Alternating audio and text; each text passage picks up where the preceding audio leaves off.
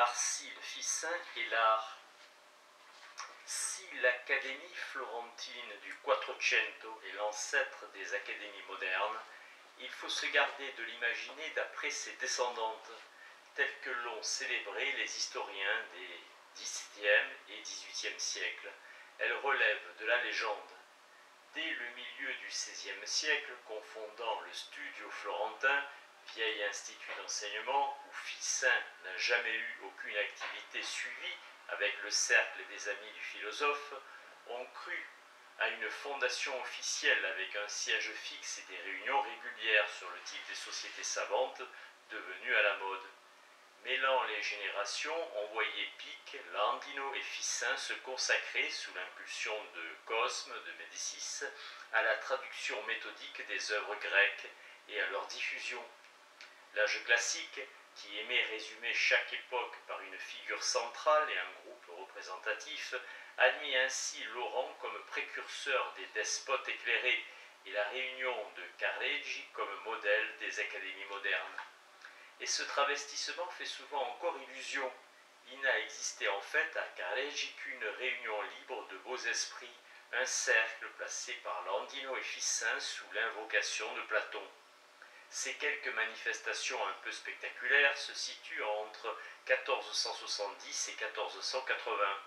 L'unité du groupe ne tient nullement à la structure précise d'une institution, mais aux liens d'amitié et aux préoccupations communes. C'est là sans doute que s'est exprimée la réaction complète de l'humanisme florentin aux textes et aux commentaires apportés depuis un demi-siècle par les savants grecs, et bien fait pour susciter des ambitions nouvelles. Mais de tous les mouvements de restauration platonicienne qui se sont succédés depuis l'Antiquité, ce fut sans doute le plus infidèle et le plus fantaisiste.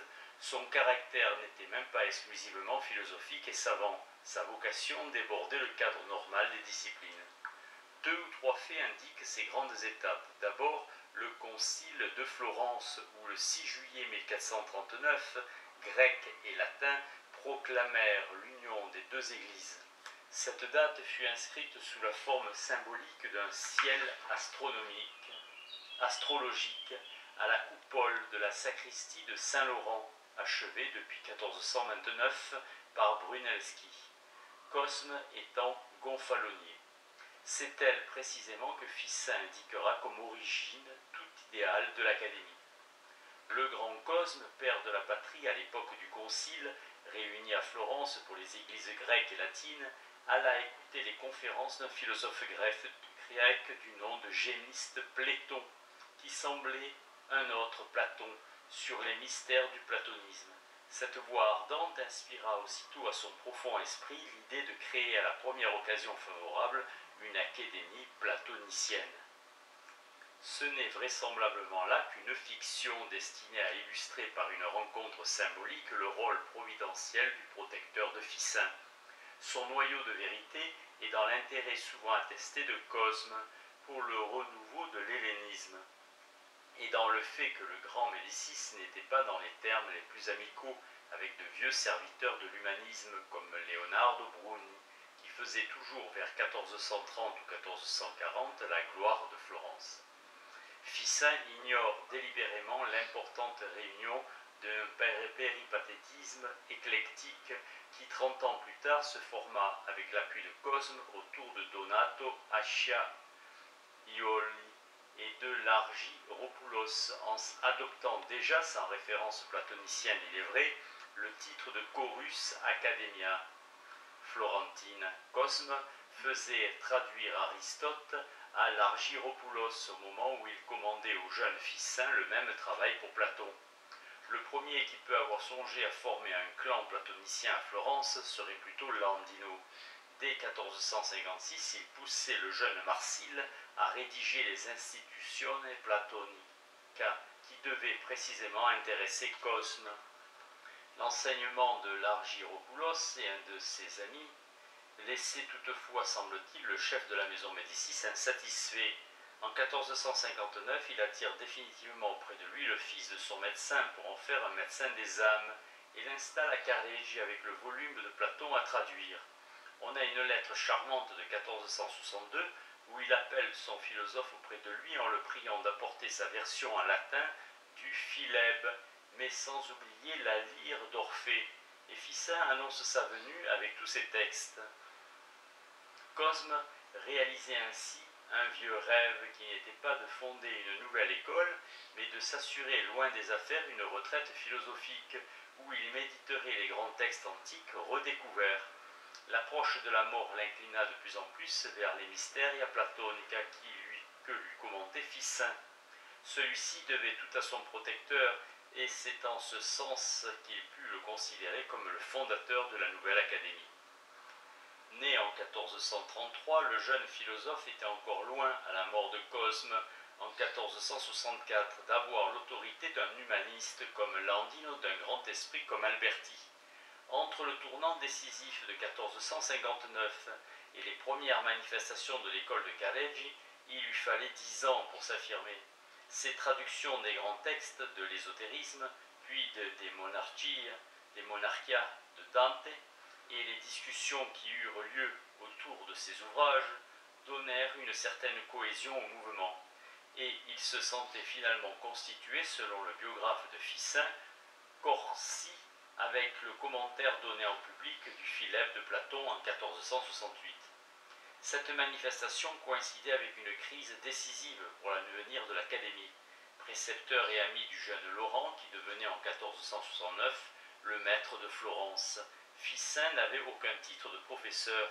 Le studio florentin appartenait au courant péripatéticien brillamment représenté par l'Argyropoulos et ses amis. Mais à l'avènement de Laurent, une querelle sans précédent partageait le monde des humanistes italiens entre les partisans de Platon conduits par le cardinal Bessarion et ses adversaires aristotéliciens qu'avait stimulé un libelle furieux de Georges de Trébizonde. Jusque-là, les deux groupes s'accordaient fort bien à Florence, comme le prouvent les entretiens de Camaldule de Landino qui situent encore en 1468 une discussion paisible entre leurs principaux représentants. Mais le conflit allumé par les réfugiés byzantins aboutit au départ de l'Argyropoulos qui, en 1471, laissa Florence aux mains des platoniciens toscans. C'est ainsi que Ficin obtint la royauté intellectuelle à Florence et ses amis les postes d'enseignement au studio. Il l'a exposé dans son style solennel en félicitant le cardinal Bessarion de son grand pamphlet consacré à la défense de la secte platonicienne et de son maître. Platon avait prédit au roi Dénis qu'il viendrait un temps où les mystères théologiques seraient purifiés par une discussion très âpre, comme l'or par le feu. Cet âge est venu. Il est venu, Bessarion. Le génie de Platon peut s'en réjouir et nous, les membres de sa famille, nous en louer immensément. Cette famille platonicienne s'incarnait déjà de temps à autre dans des réunions qui se tenaient à Careggi, dans une petite propriété voisine de la villa instaurée par Michelozzo. Ficin avait donné à son domaine le nom d'Académie, non pas comme les précédents humanistes, en souvenir de Cicéron et de sa villa de Tusculum, mais pour se placer expressément sous l'invocation de Platon, qu'il s'employait à traduire en latin. L'Académie ne désigne d'abord qu'un séjour. Les entretiens de patriciens et d'humanistes sur les questions religieuses et sociales, et en particulier sur les tâches de la vie civile, n'avaient jamais manqué à Florence. À Careggi, on hérite de ses préoccupations. On les élargit jusqu'au problème général de la réforme intellectuelle et morale de l'humanité, qui s'imposera surtout à Ficin dans les années sombres qui suivront l'affaire des Pazzi 1478 et après 1490 à la veille des malheurs de Florence et des catastrophes de l'Italie. Les prédications de Savonarola paraîtra au moins pendant quelque temps aux membres de l'Académie préparer la rénovation souhaitée du monde chrétien.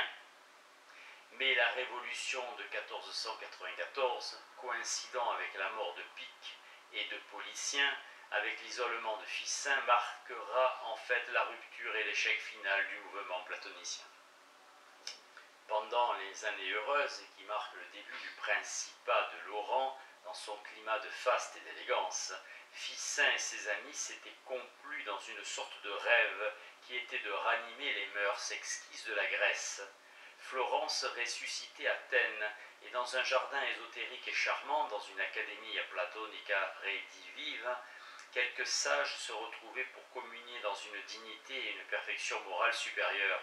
Le secret de Caregis, c'est la fascination du jardin d'Académos, avec tous les prestiges dont le part l'imagination des humanistes, maintenant dépositaires des textes grecs et contemporains d'une civilisation qui se croit au niveau de l'antique et dont ils entendent être les interprètes. La mode néoplatonicienne s'épanouit sur un fond de pittoresque et de léger exotisme dont l'art florentin n'avait jamais été aussi épris qu'au temps de Gozzoli et des débuts de Botticelli. Elle restaure un hellénisme relevé de prestige magique qui rend à la culture occidentale, sous l'invocation de Platon, sa part d'Orient. C'est le propagateur averti de la science gréco-musulmane que l'on admirera en Cosme, le prophète qui l'aurait converti au platonisme. Gémiste Pléthon était un personnage étrange et impressionnant.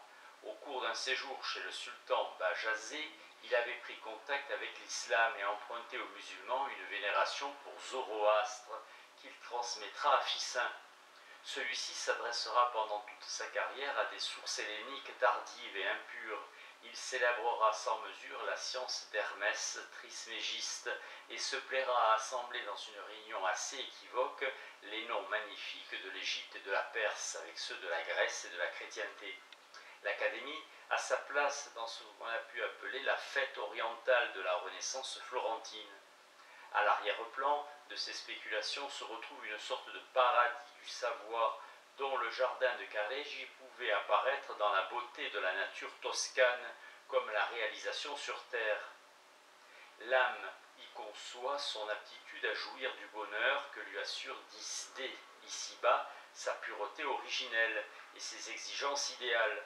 On dirait parfois que dans un esprit déjà goétain, le nouveau sage ne rêve que d'accomplir consciemment et religieusement leur progrès et leur métamorphose. L'appareil des sciences et des doctrines se résout en symboles, et la musique excite à la contemplation qui conduit à une humanité supérieure. Sans être proprement une société ésotérique, l'Académie a dû à son caractère fermé une bonne part de son prestige. Le groupe était limité aux amis personnels de Ficin, qui tenaient aux qualités morales autant qu'aux lettres. Il faut associer Jupiter et Mercure. L'initiation philosophique, devenue une sorte de jeu érudit, s'accordait aux besoins de singularité et de distinction si puissants chez les Florentins.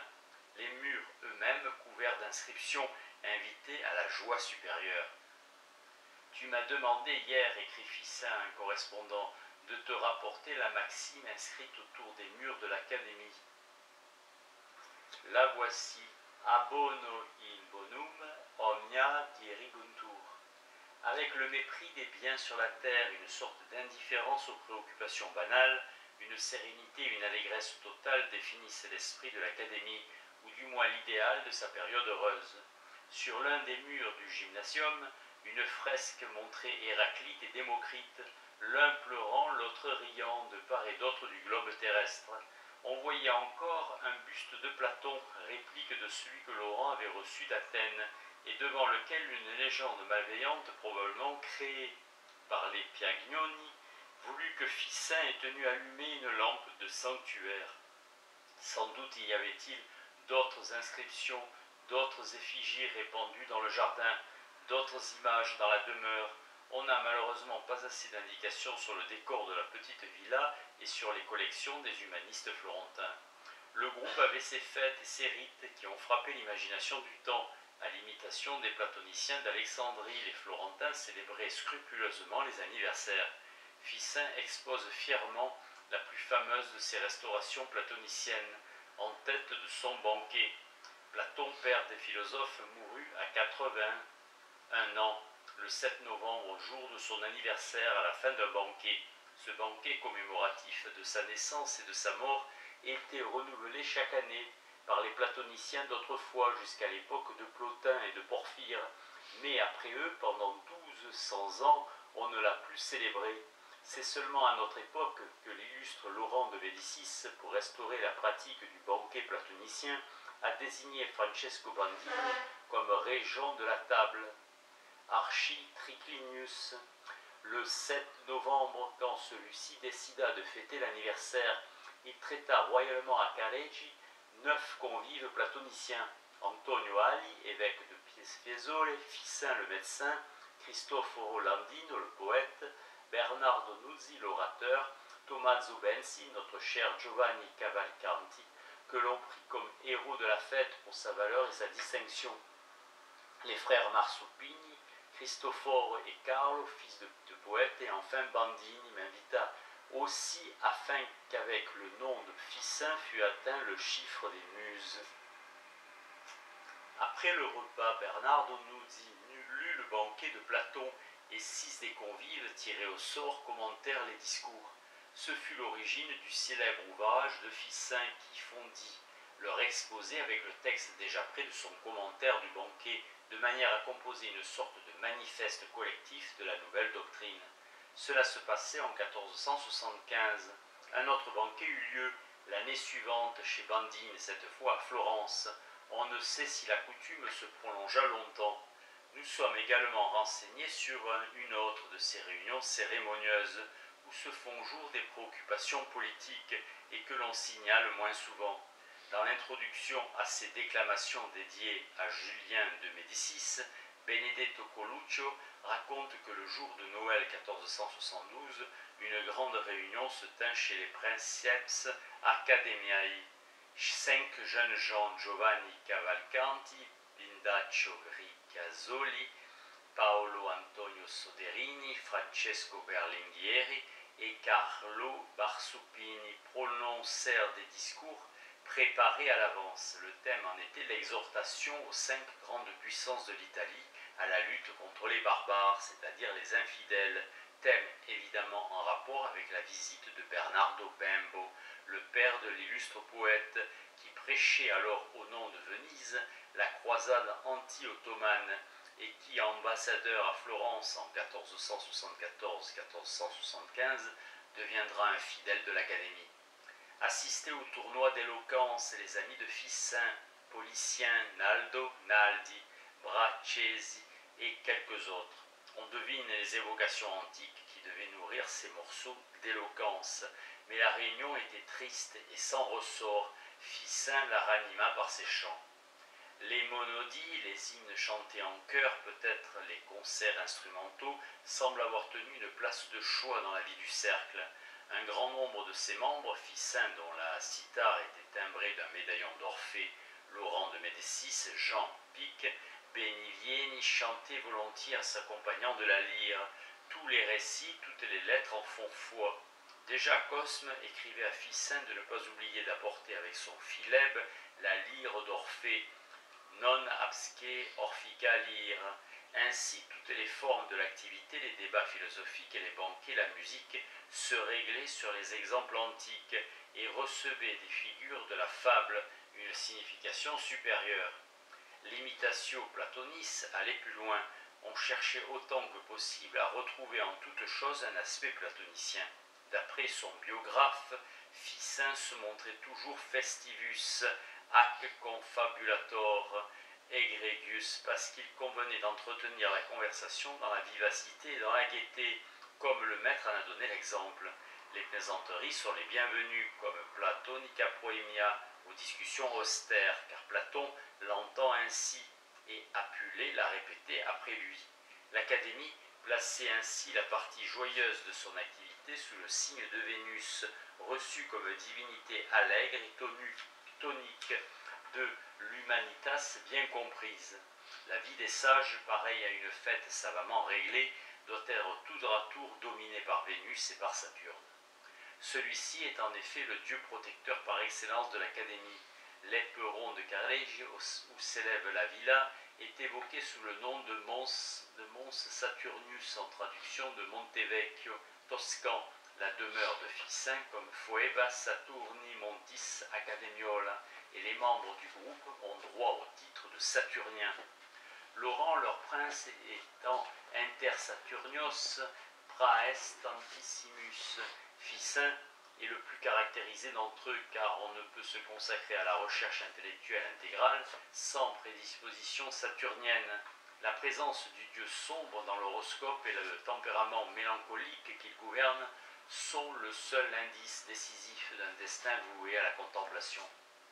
D'ailleurs, Plato Melancholicus erat, écrit Marsile dans sa vie de Platon, est la même puissance planétaire qui avait donné Platon à Athènes, donné Marsile à Florence, insinuant par une élection dangereuse le don philosophique dans tous les esprits qui fréquentaient son sanctuaire florentin. Aussi ne faut-il pas être dupe du climat de félicité érudite et voluptueuse qui régnait à l'Académie. La seule rencontre de ces divinités tutélaires suggère les tensions et les conflits intérieurs que les rêves du nouveau platonisme allaient peu à peu aggraver. Ces références rituelles, ces travestissements antiques, créaient le cadre nécessaire à un monde de spéculation assez neuf et intense, qui tendait à la méditation des mystères suprêmes du monde, sur le modèle des thaumaturges et des sages plus ou moins fabuleux dont Ficin revendique expressément le patronage, d'Orphée à Apollonius, de Diane. Cette célébration philosophique du divin était l'essentiel. Avec les néoplatoniciens d'Alexandrie et Denis de l'Aéropagite, on l'a désigné comme incantation. Ficin évoque le discours de Socrate dans le banquet en disant que le sage a chanté les mystères divins de l'amour, Divina Mysteria Secinera, et les spéculations de Careggi sont volontiers exprimées par l'analogie séduisante de la musique. Les attaques de Pulci, le libertin de la cour médicienne, viseront vers 1474 ses ambitions magnifiques et confuses. Dans deux sonnets, le poète se moque des prétentions savantes de Ficin, vil traditor vecchio et mauvais plagiaire de Platon. Dans son Morcante, il fait ironiser l'enchanteur Malagigi sur les charlatans philosophes qui ne savent rien d'utile. Ces moqueries injurieuses que Ficin prit très mal cachaient une rivalité auprès de Laurent, mais elles expriment aussi le scepticisme que ne pouvait manquer d'éveiller chez maints Florentins l'idéalisme extrême et l'hermétisme de l'Académie. Cercle humaniste, l'Académie n'avait pas d'activité pieuse, mais on peut rappeler les serments peu nombreux, il est vrai, prononcés par Ficin à Sainte-Marie des Anges en 1487, à cause de leur caractère de prédication à la fois chrétienne et platonicienne. Plus remarquables encore sont les attaches du mouvement avec la confrérie des mages, dont le siège se trouvait à la sacristie de Saint-Marc. Des manuscrits ont conservé le texte d'allocution de Landino in commemoratione del corpo di Cristo et de Giovanni Nesi de la Caritate. Ce sont de purs exposés néoplatoniciens sur la métaphysique de la lumière, les degrés de l'être, la transmission des principes de la religion naturelle depuis l'antique Égypte jusqu'à Moïse et Platon. On sait enfin qu'un bon nombre des habitués de Careggi, à commencer par Policien et Pic, seront après 1490 attirés par la fougue réformatrice de Savonarola et le suivront dans la petite académie christiane du couvent des Dominicains.